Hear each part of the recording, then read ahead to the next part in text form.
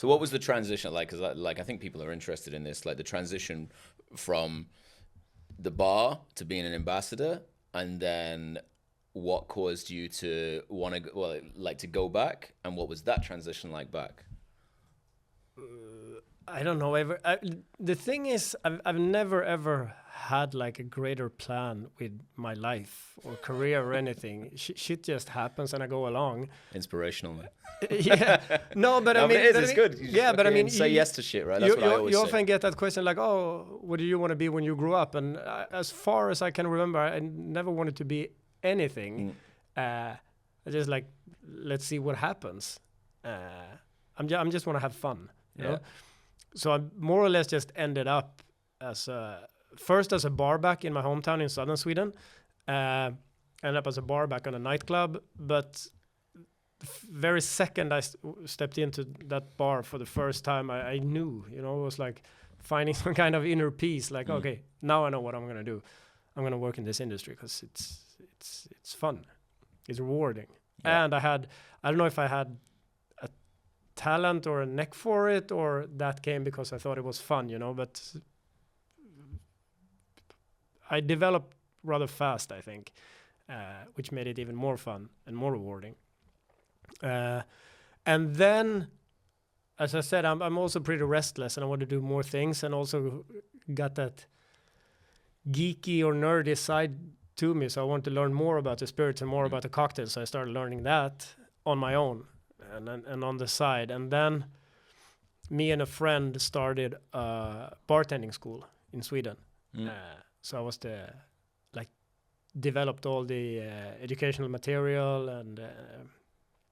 and did all the lectures and the practical bar training for the students. And then I kind of got into the whole lecturing, masterclassing thing. I don't think I knew that. Maybe you told me once before. Yeah, I think we talked about it.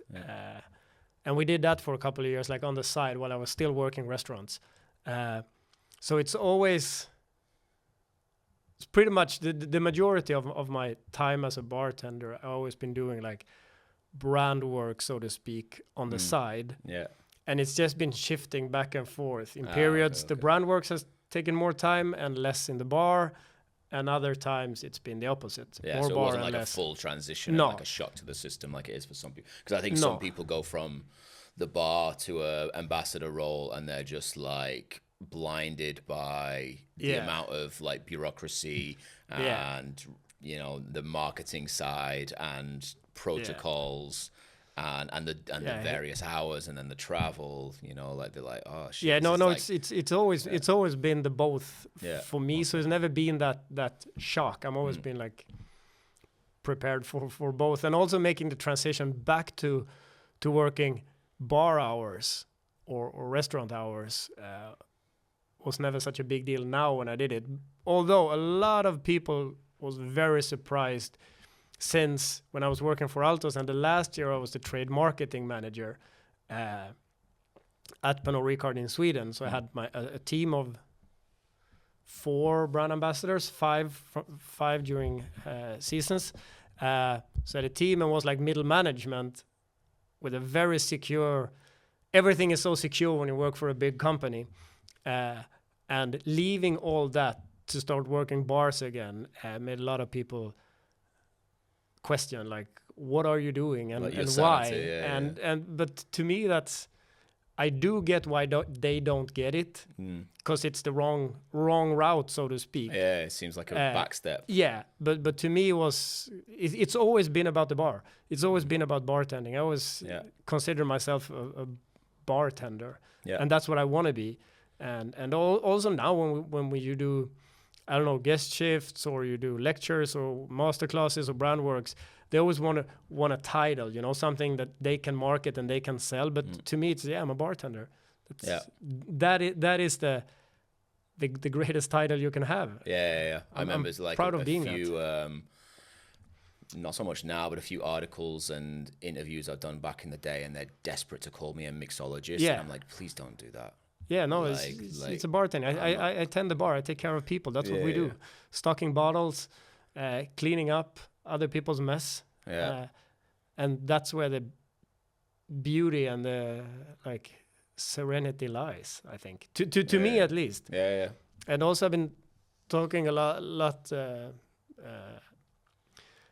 like being in the bar when you're slammed, being like heavily in the weed, that's where I find like peace. Oh yeah. That for me, like, and meditative. it's been a while since I was there, but like, yeah, that for me is the most, you know, not to be super sort of woke American, but like, you know, like it's the most present I feel. Yeah, you know, like you feel like so like meditative, and you get into that flow state where time changes, so your concepts of time change, and you're just like almost like out of body experience where you just see hands moving. Yeah, exactly. You're having conversations, everything just seems to click, and your brain just goes into like autopilot. And you're like, oh, this is sick. I love that, and it's always been like it helps you calm down. And I also think like when I've been away from it, I've kind of missed it or had to replace it with something else. Yeah.